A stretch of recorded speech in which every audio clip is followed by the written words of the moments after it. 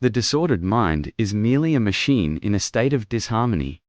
Hysteria, delusion, paranoia. These are simply faulty signals, a cacophony of incorrect data. Our work here at Blackwood is not to coddle these delusions, but to correct them, to reset the machine. Through the controlled application of specific electronic and photic stimuli, we can disrupt the corrupted signal. We introduce a clean, pure, and authoritative noise. The static, it is a cleansing fire for the mind. The patient's screams are not a sign of distress.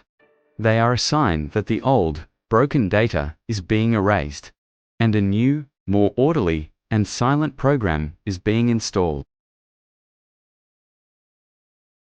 Case log, Dr. Lena Hanson, first day at the Blackwood Secure Psychiatric Facility.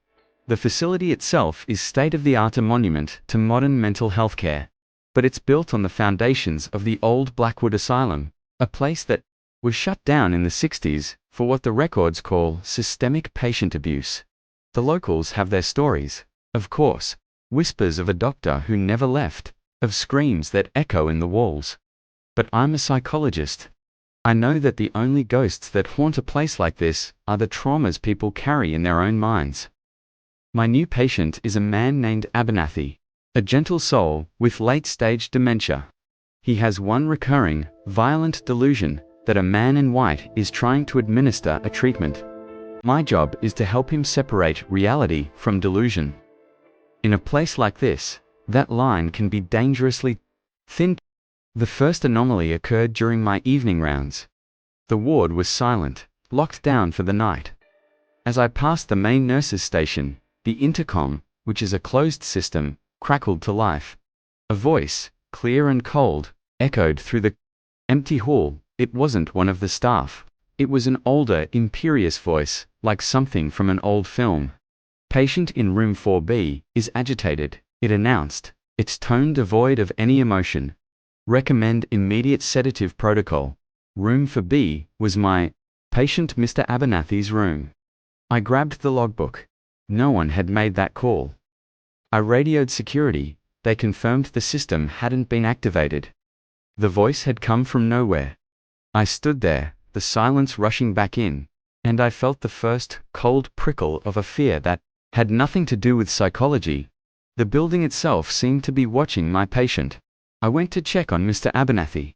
I found him huddled in the corner of his room, his eyes wide with a terror that was lucid and real. "He was just here," the old man whispered, his body trembling.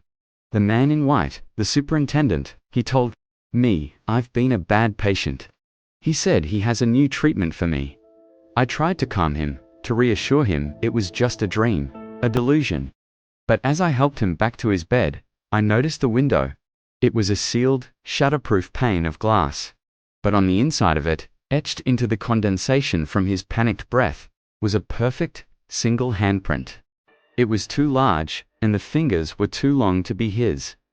And as I watched, the handprint slowly began to frost over, a patch of impossible, creeping cold in the warm climate-controlled room. His delusion was leaving physical evidence. I had to know. The next day, I pulled the asylum's historical files. I found him, the last superintendent of the old Blackwood Asylum. His name is lost to the records, referred to only as the superintendent. His photograph showed a tall, gaunt man in a white doctor's coat, his eyes cold and cruel. He was a pioneer of a brutal, forgotten form of therapy. He believed that mental illness was a faulty signal in the brain.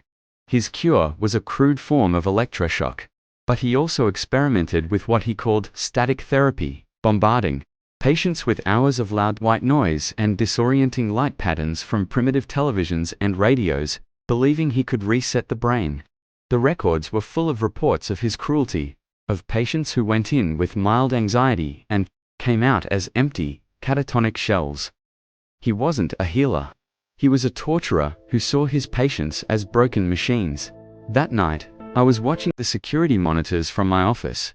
I was focused on the camera in Mr. Abernathy's room. He was sleeping peacefully, and then the screen flickered. The image distorted, dissolving into a rolling wave of black and white. Static. In the center of the static, a figure began to resolve. the tall, gaunt form of the superintendent, standing over Mr. Abernathy's bed. He was a glitch in the system, a ghost, made of pure electronic noise. He wasn't looking at the patient. He was looking directly into the camera. Directly at me, he raised a long, flickering finger and pointed, and a single, cold, electronic voice crackled through my computer speakers. "Observation is a component of therapy, doctor." He knew I was there. He was using the very system I used for observation, as his own personal stage, and he was inviting me to watch his work. The haunting was no longer confined to room for B. It was systemic. The electronic door locks would malfunction, trapping nurses in hallways for minutes at a time. The intercom would broadcast bursts of deafening, white noise static. The lights in the entire ward would flicker and dim in unison. He wasn't just a ghost in a room. He was a virus in the building's central nervous system. He was a ghost of pure electricity and control. The staff were terrified, calling it a power grid issue. But I knew the truth. The superintendent was testing his control. He was asserting his authority, turning our modern state-of-the-art facility into his own, personal, technological torture chamber. He wasn't just haunting the ward. He was possessing it. I was in my office, frantically trying to arrange an emergency transfer for Mr. Abernathy, when the power to my phone and computer suddenly died. The door to my office slammed shut, and the heavy magnetic lock engaged with a deafening thud. I was trapped. Then, the intercom on my wall crackled to life. It wasn't his voice. It was the terrified, weeping voice of Mr. Abernathy. "He's here, please, help me. He says the treatment is tonight." It was a recording, a loop of my patient's terror, playing over and over. And then, his voice joined it, cold and clinical over the sound of the old man's sobs. "The patient is exhibiting signs of extreme delusion. Doctor, redemonstration is required. Please observe." A monitor on my wall, one I had never seen turn on before, flickered to life, showing me a live, grainy feed of Mr. Abernathy's room. The superintendent had locked me in and was forcing me to watch. I couldn't get to my patient, but I still had a voice. I pressed the button on my own intercom, connecting me to his room. The superintendent's ghost turned its static-filled face towards the speaker in the room, surprised. He expected me to scream, to panic. He fed on fear. I did the only thing I could think of. I started to practice therapy. My voice was calm and steady, a shield against the chaos. "Mr. Abernathy," I said, my voice echoing in his room. "My name is Dr. Hanson. You are not alone, you are safe. The man you see is not real. He is a memory of pain. He has no power over you." The ghost of the superintendent turned back to me on the monitor, his form crackling with rage. I wasn't playing his game. I was introducing a new variable, compassion. I was treating his patient not as a broken machine, but as a human being, and it was making him furious. He tried to drown me out, blasting the room with a shriek of white noise static, but I kept talking. I told Mr. Abernathy he was a good man, that he was strong, that his life had meaning. Every word of empathy, every ounce of compassion, was like a virus in the ghost's system of pure cold control. His form on the monitor began to glitch and distort violently. The lights in my office and his room began to flash uncontrollably, and the static shriek became a deafening, agonized roar. He was a creature of fear and authority. My refusal to be afraid, my direct defiance of his treatment, was causing his own control over the building to short-circuit. With one final, desperate act, he made every electronic device in the ward explode in a shower of sparks. The monitor went black. The lights went out. The system crashed. The emergency lights kicked on, bathing the ward in a soft, red glow. The silence was absolute. I ran to Mr. Abernathy's room. He was sitting on the edge of his bed, shaken, but for the first time in months, his eyes were completely clear. The fear was gone. He just looked at me and whispered, "He's gone. The bad doctor is finally gone."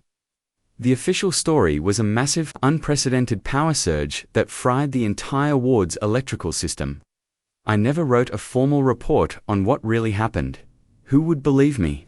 But my methods have changed. I know now that some wounds are not psychological, some delusions are not delusions. And I know that the ghosts of the past can be fought. You don't need priests or rituals. Sometimes, the most powerful exorcism in the world is a single, determined act of kindness,